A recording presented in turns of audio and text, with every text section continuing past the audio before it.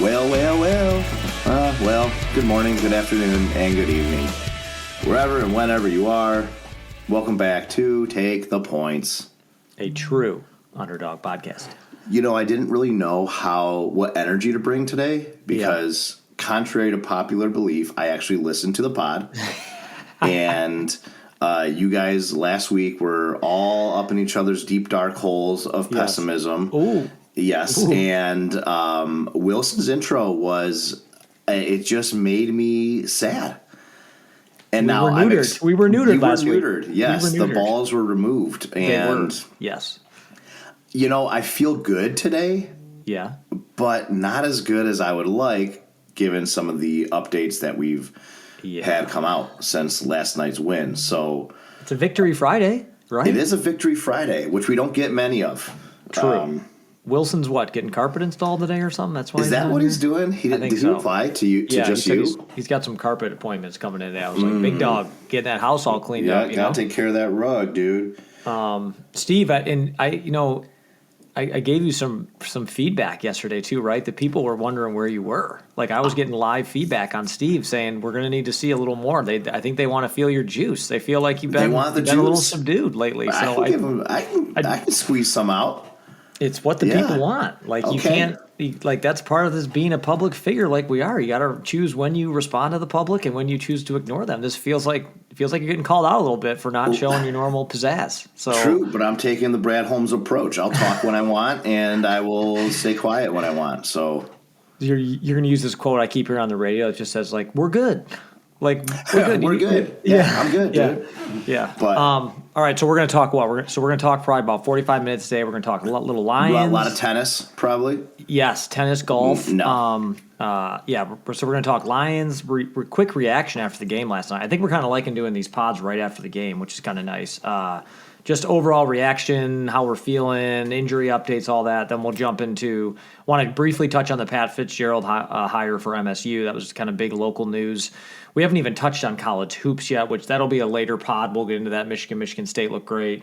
But then we want to finish up with some winter meetings. I know Steve and I get on that hot stove. We love talking. The hot stove. Love talking winter meetings coming up here. But let's maybe jump into the Leos. So yeah, big Lions game last night. I would argue one of the outside of maybe. I mean, I guess for regular season wise, in the last couple of years, one of the biggest games that they've had. Like pretty much, they lose that game against the Cowboys. Their odds go down to like 20% or something to make the playoffs. 19. It was something crazy.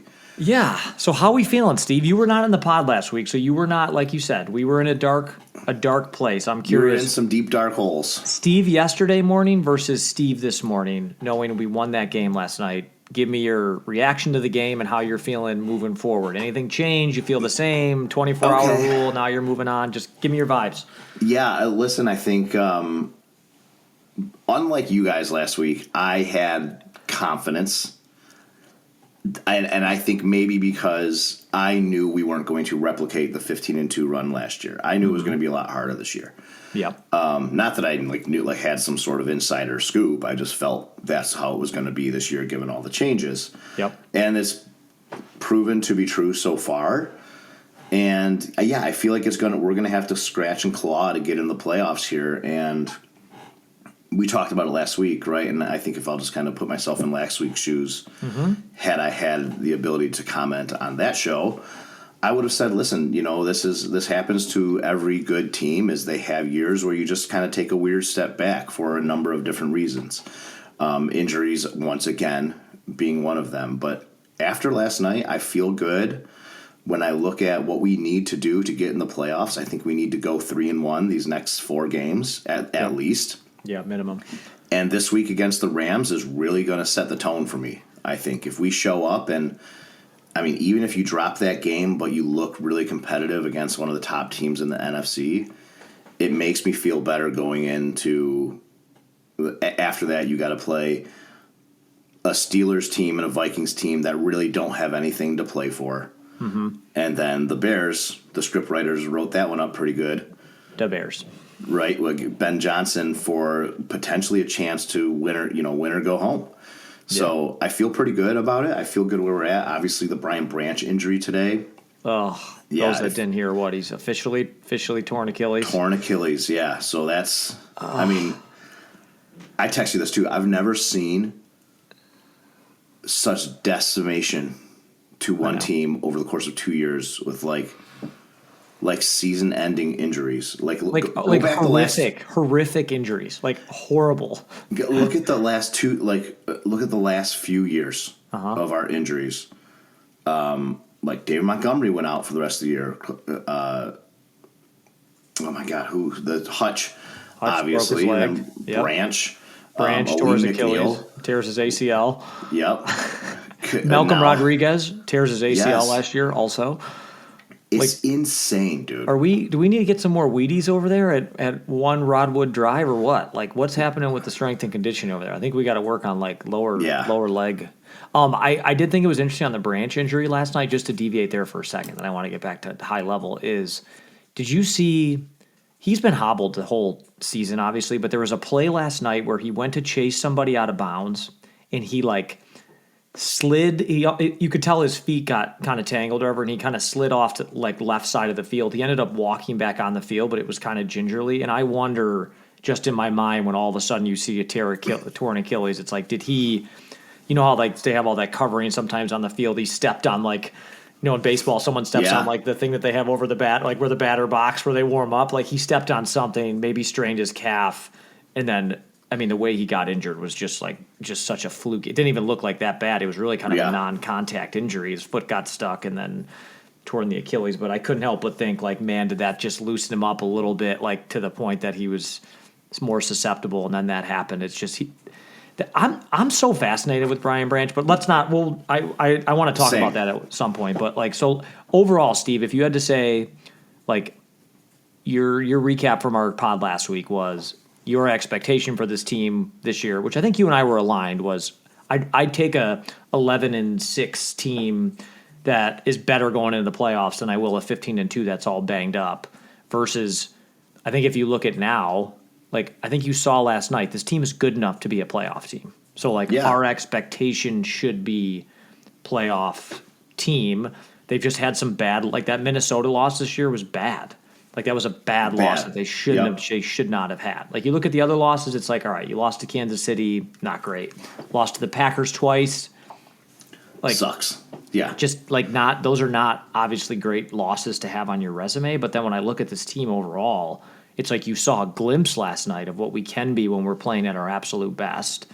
Mm-hmm. And it's like my expectation for this team now is like, do I look at last night and see like a Super Bowl favorite caliber team? It's like my answer is no. Do I see a good team that could get hot, like and maybe have a run to the Super Bowl or like the NFC title game? Yeah, but a lot has to go right to do that. Versus last year, I guess when we were fully healthy, it was my expectation was it's NFC title game or bust. You know what I mean? Where this year it's like if we get a dub in the first round and make it to the second round, you might look back and say, hey, all things considered, not too bad. You know?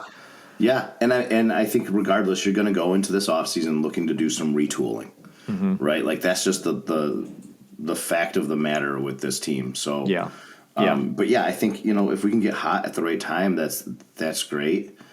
I thought it was a good game plan last night too. Like I thought that was Campbell to me called his best game he's called since maybe the first game that he took over play calling. I think the offensive line played better. I mean, they were rotating out Cologne. Jumbo packages with Skip in there. Like that's showing that you're adjusting. Yeah. Right. You're realizing what's happening, and you're realizing that you need to keep Goff upright. Yeah. So adjust the game plan to do that. And they didn't have a ton of yards on the ground last night. No. But it was a nice even balance of Gibbs and Montgomery. Yeah. And then they still got the ball to Gibbs. Yeah, just like throwing the ball out of the flat, like that's still, to me, that still counts as like a rushing attack, right? When 100%. You give your running back the ball near the line of scrimmage. Yep. Especially when Goff's under pressure like that, he knows he's got to get rid of the ball. It's like it's a quick, like he had a ton of those last night where it was like he's hiked the ball and immediately threw to the right. They had blockers out there. Like, most of them were successful. Like, that one to Skip that he dropped, there was a penalty on that play anyways.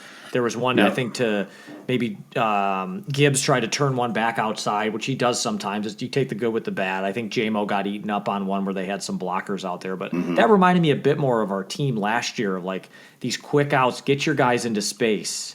I mean, you get Gibbs into space. Like that key first down he had last night, I think it was like 3rd and 8 or something. They threw it to him in the – like he just did a hard stop, and I think Duron Bland just went like flying out of bounds because he just stopped on a dime. I mean, that is – like he was 6 yards behind the first down line when he caught that ball. And then he made that happen. Get your guys in a one-on-one. And I think it was nice to see a bit more. I think I texted you guys like, we just dink and dunk. That's just who we are. We're a dink and dunk team. I mean, that's okay. And we don't have to make that our identity going forward. But in the state of things now, with a banged up O-line and you're not giving Goff a lot of time, let him dink and dunk it. You have the players to do it. And Amon-Ra St. Brown, really quick, stud. What a stud this dude is. He's so good. Low ankle sprain, comes in and just tears it up. He's Game everything. Time decision. I was thinking this morning, he might be one of my all-time favorite Lions. 100%. Like, I can't think of someone else that's embodied more of the spirit of Detroit. Dan Campbell's grit, take it for what it is. Like, he's a blue-collar guy. He's so well spoken. He connects with the media. He's honest. Like, there's just the guy. He led by example last night. I think Campbell said it in the press conference. Like, everybody around him that was like, "I'm sore. I don't feel well." Like, Amon-Ra's leg was literally like tangled up last week, and for that guy not to play, he's got to damn near be dead. Yeah. I mean, no, you're right. Amon-Ra, like, he epitomizes everything that you want in the Lions. Like, he shows up, he sets the tone, and just like the little things, even since the day he was drafted, like, he can memorize every wide receiver that was taken ahead of him. He's like, you see all these you see all these bullshitters on Instagram. You got to do your daily affirmations. You know what Amon-Ra St. Brown's is? It's all these motherfuckers were taken ahead of me, and I'm better than them. And if I'm not right now, I'm going to be. And he's manifested that shit. Like, that's the type of thing that makes a difference, right? And especially when you're trying to be a tone setter on our team, and a team with a mentality of grit, you need a guy like Amon-Ra St. Brown to step up, and he did that shit last night. He showed up on one leg and said, "You know what? I'm alive. I'm going." And even if the intent was for him to only go as like a decoy, he went and he made an impact. And that's the kind of player that you need, man. Like, that's a huge difference maker. Yeah, dude, that's all grit, man. So how you feeling, like, confidence level had potentially playoff berth? Like, we got to go 3-1 the rest of the way. Like, how you feeling? I feel that's great. I do feel good. I feel like, listen, every year the best team doesn't always win the Super Bowl. Like, and when I say the best team, I mean like the team that has the best record, the team that has the best players. Robbie's on the move now, so you're going to get a Steve monologue here.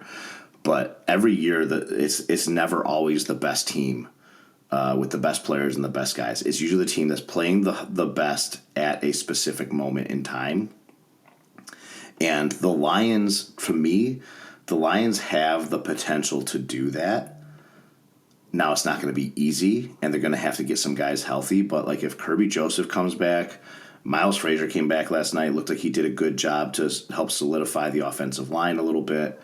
I don't know if Graham Glasgow's coming back, but given these extended rest period between the Rams game for guys like Taylor Decker to get better, this is the last quarter of the season, is crunch time. We have to go and improve, and we have to get hot coming into the playoffs. And if we do that, then really the sky's the limit, but a lot of things are going to have to go right for that to happen.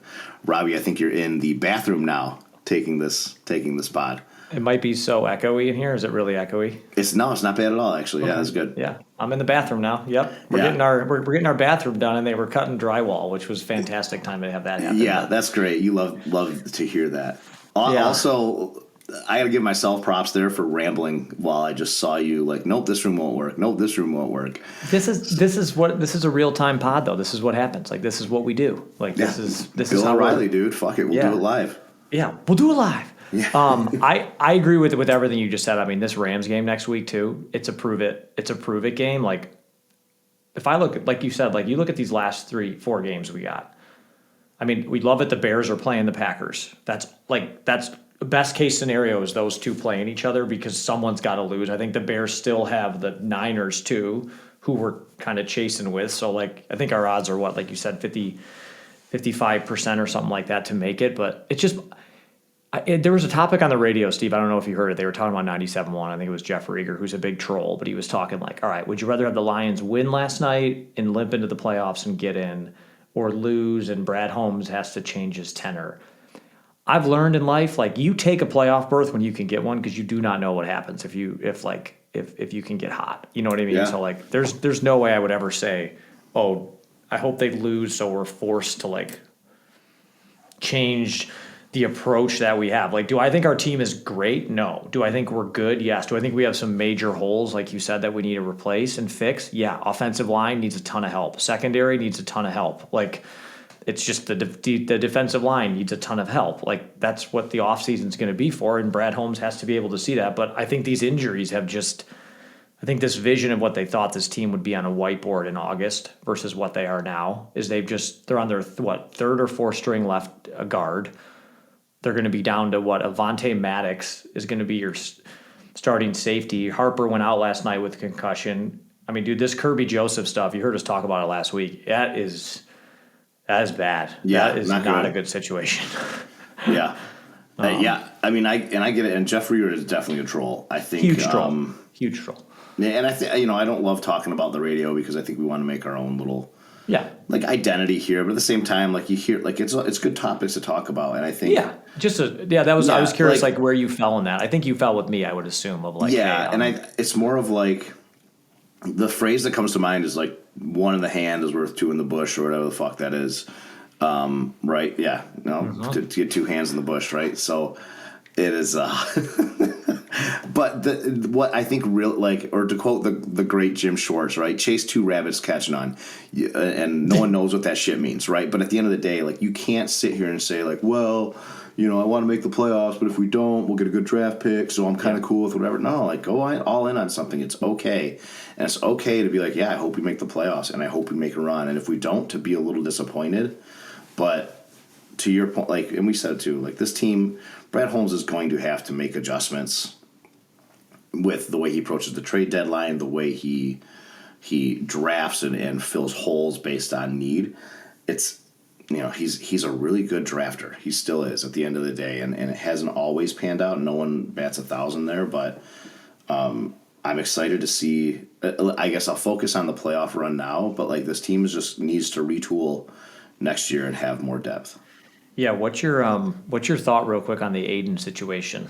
Like there was a couple times last night, man, he just got completely taken out of the play. Like just like completely lit up. It's like, are we like Al-Qadim Muhammad is not a better player than Aiden Hutchinson. I think we know that. But like what do you think it is with Hutch? Do you think it's coming back from this injury? Is it too much pressure? He's the guy, but he's maybe not a Myles Garrett-esque type guy where he's going to get through double teams on his own, and we just need to again accept the fact on that. I think he's getting a lot of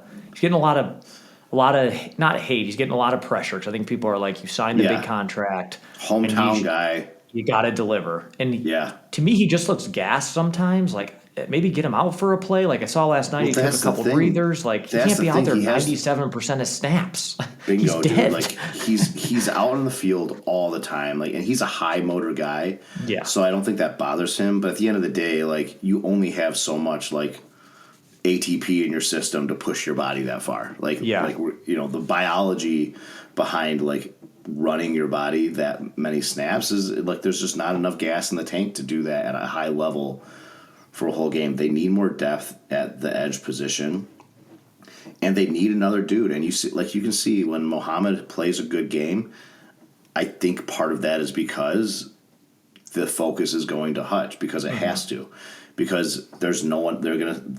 I think the game plan from the Cowboys side is let the rest of that D line beat us, not Hutch. And they did right? last night. And they did. And they Yeah. do it effectively. And now that's important for Hutch to take that role and be like, okay, I'm still going to go as hard as I can, knowing that they're going to put two guys on me and do everything they can to stop me from getting to Dak. Yeah. But this is where that other end and those two interior defensive linemen make a difference. And like Aleem McNeil is good. I've never thought he was like a top 5 D lineman, but like we need more depth there. We need to rotate more guys, and we need guys that come in certain situations and are and can put pressure on the quarterback. Yeah, I agree with you on Aleem. I think I texted you guys last night too. One thing I noticed with him is they were lining him up at defensive end these past couple of weeks. You can't do it. He doesn't have the burst for that. It's because I think they were trying to get Reeder and Roy Lopez and Tyleek Williams on the field. Like last night, I liked the sets. It was Aleem and Reeder as your primary defensive line, and then you had your defensive tackles, right? And then you had Aiden and Muhammad lined up on defensive end. Aleem is best in the middle. He eats the run up. It's where he gets his internal pressure. Him trying to go to the outside, he does not have the speed to do it. It's not. No, he can't. So I think like Tyleek Williams or Roy Lopez are not good enough for me to say, oh, I'm going to push Aleem to the outside because I have to have this guy on the field. It's like, if I got 3 stud defensive ends, okay, now I might say, I might line one of them up in the 3 points, or you know what I mean, 3-point stance, say, okay, I'm going to run 3 defensive ends because they're that good. Aleem's got to be on the field for 85% of the snaps, and he's got to be your primary nose tackle with DJ Reeder or Williams rotating next to him. I thought that was a really nice change last night by Shepard. I also thought it was interesting last night. They didn't blitz actually as much as you would thought last night. And it was one of their lowest. They still blitzed. I think it was like 18 enough time. Yeah, I think it was 18% of the time, which was actually one of their lowest of the season. Which I thought coming out of the game when I looked at the stats today, I was like, I wonder if it's going to be like a 70% blitz rate because they were putting a ton of pressure, but they were getting home with 4. Maybe blitzing a linebacker, because they play those 3 linebacker sets. But I thought Jack Campbell had a good game. He got through on a couple. That stud. That sack on Dak in the end zone that should have been a safety, which was just utter bullshit that it wasn't. Like there was some calls last night, man. That was both ways too. 100%. Yeah. Just a fluky game. I mean, the biggest thing coming out for me is going to be this Brian Branch situation. Like there's so much to unlock or unpack there, I should say. He's got 1 more year left on his deal after this. That's a long injury to recover from. This probably means they are not going to re-sign Brian Branch anytime soon. My guess is you might see a 1-year prove-it deal maybe after he comes back from his injury. A franchise tag. Could be a tag. Like It's Kirby Joseph, tough. Man, they like the back end is struggling out. Like Terrion Arnold out for the rest of the year. Just like that guy to me is turning into. He's so damn injured all the time. Like I know. Like this secondary is going to need another refresh here coming up because like DJ Reed, I think he had a rough game last night, but you're asking him to play single coverage on CD Lamb. Like he's got that reputation of being a highly penalized. For sure. Didn't we say last year he was like number 1 in the league? I think last year. Yeah, I think he was number 2 to Terrion Arnold. Yeah, like so. That's what I mean. Like you're gonna, and that's where you got to give Brad Holmes a little bit of grace in situations like that.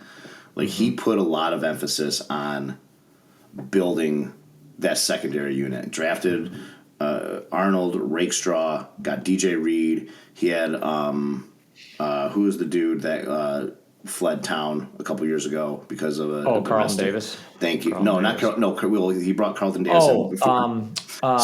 Sutton. Yeah. Who's now playing? He's playing. I think at Pittsburgh. He went back to Pittsburgh. I think I just saw Carlton Davis is playing for who just played on Sunday night. Anyways, whatever. So he's put a lot of resources into building. Yeah. That, and even in ways that made sense, like he went for I got to fill these gaps and build for the long term by drafting some of these guys. And you can't control Ennis Rakestraw never being able to see the field because he's injured. Yeah. You can't control Terrion Arnold getting hurt all the time. You can't control a lot of this shit. So you have to give him a little bit of grace there because, you're right. He is going to have to go back and readdress that whole secondary. Kirby Joseph, same deal, right? Like you can't control Kirby that might guy. Be done. Dude, Kirby could be done, man. This cartilage issue, it is bad. Like there is no optimism from anybody on this. Now with Brian Branch being out, I mean that you need Kirby to play because you need some safety back there, and it's probably going to be Harper or Avonte Maddox like you saw last night. That's going to be your safety duo moving forward. It's going to be hopefully those two guys. Like Brian Branch too led you. I think it led the team in like pressures this year. They blitzed him a ton. I mean, that is a. I'm always perplexed by Branch. I don't want to make this a Brian Branch podcast, but like the penalties, he's got a weird. I think he's in a weird place in my mind with him. It's like he's good, but he just. There's some plays like that Packers game where he turned around and that blown coverage last night where Amik thought he passed him off. Like he's got a couple of these plays a game where it's like, are you there? Like, are you there? Right. The penalties he's had, which have been horrible. Some of the dirty hits, like call them what they are. They've been Stafford. They've been dirty hits. Yeah. Remember Stafford called out Kirby Joseph for being dirty a couple of years ago. Like, but that's the way he plays is fearless. I'll be curious to see how they play that out now. Like, how does that end with the contract situation? I'll be fascinated. And listen, like when you guys were going down, when your pessimism plane was going down last week, and we were talking about like, hey, the season's over. What are we gonna do? It got me thinking. And one of the things I thought was, hey, maybe Brian Branch becomes a guy you trade and get another second round pick, right? Mm-hmm. And like you don't do it now because he's tore his Achilles. So like it's just again like To Brett, and now, again, in Brad Holmes' defense, imagine if you moved all of those draft assets to get one guy at the trade deadline. And now you're looking at all these holes to fill in the future with no cap space. That's going to be hard.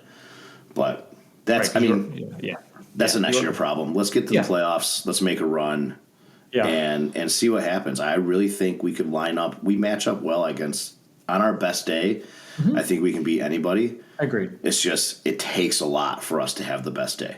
And can we have all the guys ready to go and stuff? Like exactly. Yeah. I mean, this Rams game to me, like this is if we go 3-1 down the stretch, you're putting a lot of pressure on it. Like if you lose this Rams game, you got to win out. That's what you. Yeah.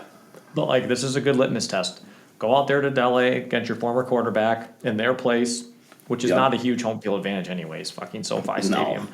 And let's just keep it going. Like this is last quarter of the season. I heard Taylor Decker say it. They're 1-0. Like. Okay, now we got to finish off this last half of the season. So, Anyways, let's quickly touch on. I just want to touch on the Pat Fitzgerald hire for Michigan State, and then I want to spend the rest of the time. I know we got because I got to jump here in a little bit, but I thought the Pat Fitzgerald hire was great hire for Michigan State. Came Northwestern guy, had some interesting circumstances when he left Northwestern, some hazing maybe that was going on that he was aware of. Was he aware of whatever? To me, this is Michigan State getting back to their roots. Midwest guy. He's recruited in the Big Ten. He's played in Ohio, like the recruiting markets, Ohio, Michigan, right? He knows Pennsylvania, those areas. Was always uber successful at Northwestern with how that school works there. Like you can't just get anybody. You got to get someone that's not an idiot there, right? And he'll have a little bit more flexibility. Yes, have a little bit more flexibility at Michigan State. But I thought his press conference was great. I saw they got like a $450 million donation today from one of their big alumni that's a CEO. Like they're on some $1 billion quest to build out NIL with their new AD. So I think Michigan State's trying to go down the right path with their new kind of NIL world that we live in, even though I hate it, but that's the reality we're in. But are you a fan of the hire of Pat Fitzgerald? I think it's a good hire. I mean, like let's be honest, you can only go up from the last two. I mean, Mel Tucker, I think was a good hire, but just like scumbag off the field that really boned your program. Yeah. Jonathan Smith, I mean, like that guy looks like if it turns out that he's like you open up his face and there's an alien in there like in Men in Black, that's what I think. Like he's just like no one's. I think there's not even an alien there. I think it's just a rogue body. He had no juice, man. That guy. He had no juice, dude. He couldn't. Would he fire you up in a room? Like put Dan Campbell in. Dude, he couldn't fire up a match. That guy is something else. But Pat Fitzgerald, I do like the hire. I will say I listened to like a clip of the press conference the other day, and let me know if you caught this. I felt like I caught this, and he almost made a Michigan State career-ending move right at the first press conference. Did you notice this? No, I did not. No. He was talking. He was like, we got to win every game, and one game, we all know one game means a little bit more, and I'll leave it like that, right? And then he kept talking, and he said, I'm excited to be here, something, something, something, and he went, go green. you hear him hesitate? He like had a hesitation. I swear it sounded like he was about to say "Go Blue." Oh boy! I swear, and that's not me being a Michigan guy. Like, go back and listen to it. You would not recover from that. That's like literally like, how do you at the press conference? Like you got to be like, oh, whoops, sorry, like not a good way to start. Yeah, and you probably immediately get fired. That I did not catch that. Now I want to go back and listen to it here. Go back. Maybe I misheard it. Maybe it's my own bias. You got that maize and blue. Yeah, right. Maybe glasses on? Yeah. Those. Yeah. But I swear it sounded like he was like, we're gonna have a good season. I'm excited to be here. What a great program, and go green. It was and go green. I was like, he was gonna say go blue because it was just seconds after like referring to Michigan but not saying it. That would have been horrible. I can't think of a word. That'd be like someone at Michigan. Like, I can't think of a worse thing other than someone being like, "Go Ohio State" at a fucking Michigan press conference. Yeah, like, that would be. Yeah, that would be a program killer. So that would be a program killer. So he avoided that. So yes, at least in that case, we both feel confident, Pat Fitzgerald, outside of being a cold-hearted Michigan fan inside, but having to take the Michigan State job. Yeah, hey dude, I had to take this job, man. Yeah, that was the only one. Well, because Sharon will be gone by the end of next year, anyways. Yeah, so. He could. But no, I mean, wasn't great. Yeah, I know but got some good commits on signing day yesterday. It is what it is. You know how it is, the NAL and. So did Michigan State, actually. They held on to most of their recruiting class. I think they got a 4-star QB, too, from Grand Rapids or something like that. That he wrote a whole kind of, like, overview of why he stuck with Michigan State. I thought it was... Great. It's nice to see a little bit of ownership there of, like, I made a commitment. Again, I'm all for player money. Like, you get what you got to get. We need a little more control over it, but... yeah. And I think, too, I think Fitzgerald's going back to, like, that Spartan dog mentality. Like, that was the best team that Michigan State's had was the D'Antonio era, the Spartan dogs, the underdog chip on their shoulder. With some good-ass players on that team, those teams, too. So, they can rebuild that, and I think that would be... At the end of the day, I think it's great for everybody because 100%. You want more competition, and another bitter rivalry in the Big Ten is awesome. And you look at the one thing Michigan State has not recruited well since those good years, and it's been quarterback. You went from Kirk Cousins to Connor Cook, and it's been a shit show ever since. Yeah. And those two guys were instrumental to the success that they had, right? The Lombardis and Aiden Childs, who, I don't know, he keeps turning the ball over, like a lot more sizzle than actual show there. Like, so, anyways, speaking of sizzle, speaking of money, speaking of cash. Sizzle me, baby. Steve, let's jump into a little Tigers off-season talk here. What's how there has been a limited activity so far, I'd say. Not a ton going on. I know winter meetings are coming up here next week, maybe, right? Coming up. Which is when most of the juice happens, but Tigers really haven't done a whole hell of a lot, right? They kind of let some guys go. I know in the Rule 5 draft, they that's garbage. I think the biggest news was Gleyber Torres coming back, accepting the qualifying offer, which take it for what it is. Jack Flaherty also coming back. I mean, two guys that realized, hey, we're going to take the higher amount of money now. But anyways, what else you got on the Tigers offseason so far? I guess I'll just really quickly. I think the Gleyber Torres thing kind of puts a weird. A weird spin on how this offseason is going to go. I don't know why you give him a qualifying offer when you need a big right-handed bat, you need a third baseman. Colt Keith is not your third baseman. That cannot be the situation moving forward. Colt Keith's a second baseman, maybe a first baseman. So now you have three guys in Spencer Torkelson, Gleyber Torres, and Colt Keith vying for 1.5 positions. Right, between like first base, second base, and like maybe DH. Yeah, because Torque can't do anything other than play first or DH, and I don't think he's good enough to be a pure DH, Right, unless you move Torque, which like that's not out of the realm of possibility. He's not a Scott Harris draft pick. Yeah. His value's probably never going to be higher than it is right now. Exactly. Same with a guy like Riley Green, like those. And I wonder if there's something to that. It is interesting. I do love the winter meetings like this weekend. All these baseball execs get together in Orlando, go to Disney World, do all the fun shit. But this is where deals get done. Like the agents are down there. So this weekend. This weekend's going to have some good movement. Two things I think are interesting that that came out. So today, before we jumped on, it sounds like the Tigers are listening to trades on Tarek Skubal, and the asking price is enormous, as it should be, right? You're not getting Trey Sweeney in return for Tarek Skubal. You're getting a guy. Unless you're right? Al Avila, but yeah. Right, yeah, Al Avila would have traded him for a bag of balls, but Yeah, and he would have told everybody, "Oh, I couldn't move him. No one wants him." right. Oh, We're taking Dwell Lugo. yeah, I'll take away all my leverage. Perfect. Thank you, Al. Yeah, thank you. Here's Daz Cameron for the best pitcher of the generation. But I think, I feel like there's smoke on the Skubal stuff, and there's probably fire there. You know how I feel about it. If you're not going to sign him, Trade him. move him. Yep. He is not the only thing. He is not single-handedly getting us to win this division. This division sucks. And if you get him for, two guys that can play every day, that are young and controllable and impact players, and then use the money you would go pay Skubal in an extension to sign a starter and another player, you're a better team. Yeah, in I my agree. opinion. So it'll be interesting to see what happens there. I'm supportive of you on that. I've always said this is about asset allocation and asset management in the sense of we know that if this team's max payroll, let's just say, is going to be $175 million. I was just about to say, 175, 180. If you look at next year or even the year after, right? I mean, they're going to have contracts fall off the books, but if we only have a limited amount of money, are you willing to give Tarek Skubal $50 million?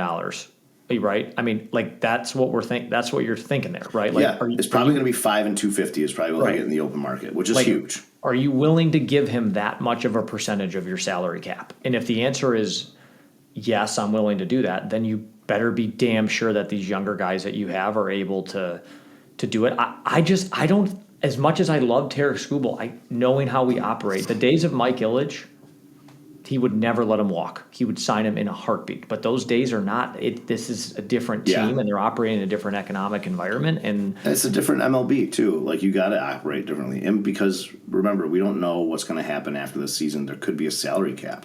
100%. Right. Which now you look at what the Tigers can be going into 2027. They'll have probably $100 million payroll if they don't sign Skubal, and you're going to have these teams that are over a salary cap that are looking to shred contracts.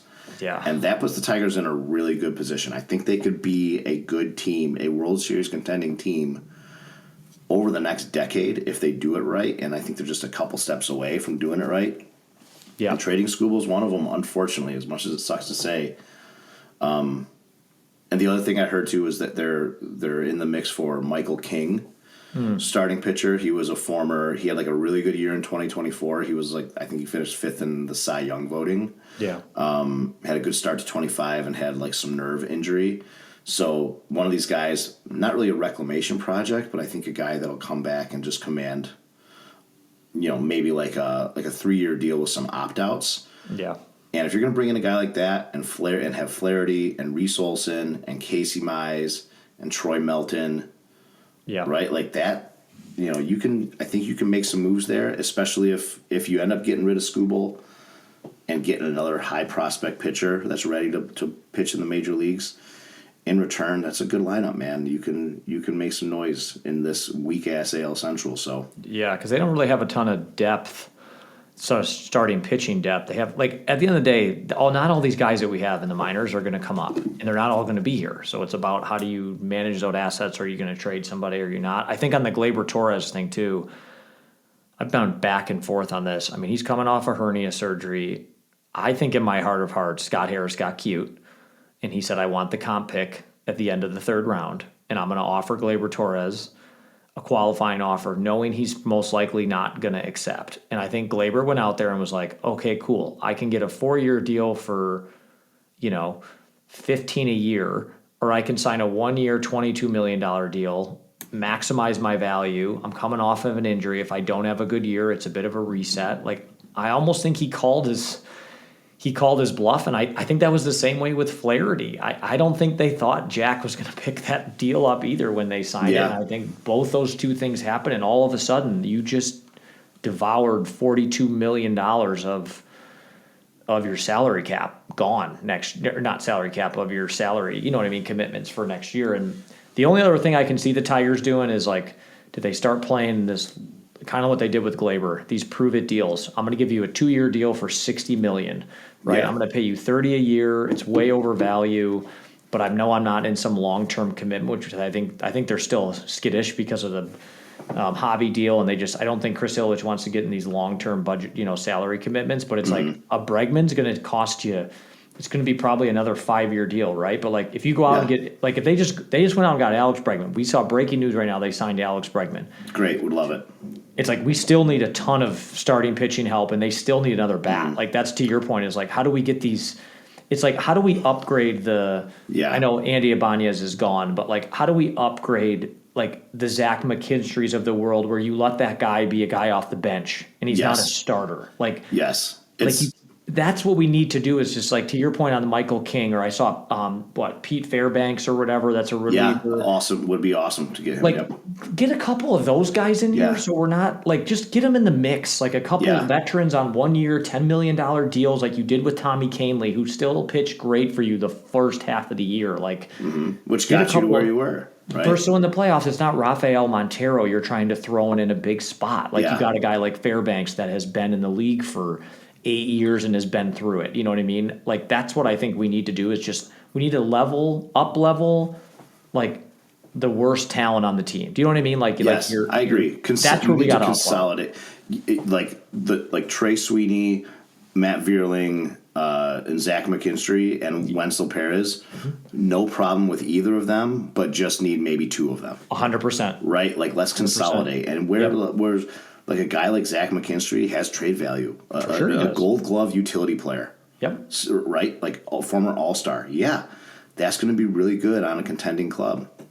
And you mentioned something that I think I'm just going to fight you against a little bit. Pitching depth. Yeah. You look at where we're at from the starting rotation. Jack Flaherty's here next year, but you have Reese Olson, Casey Mize, who will be a free agent after next year.